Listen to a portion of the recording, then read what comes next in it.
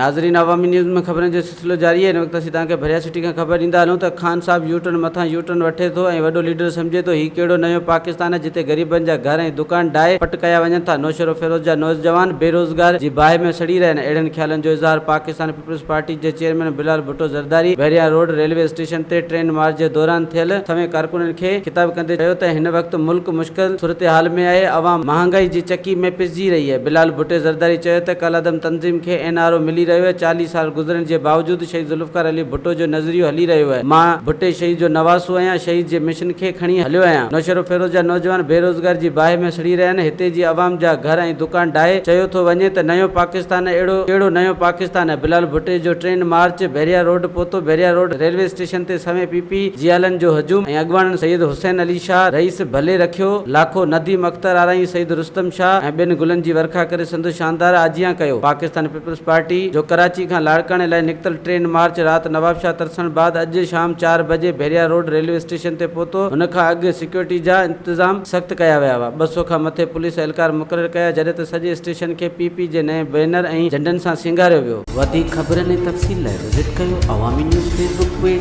YouTube page ऐं अवामी news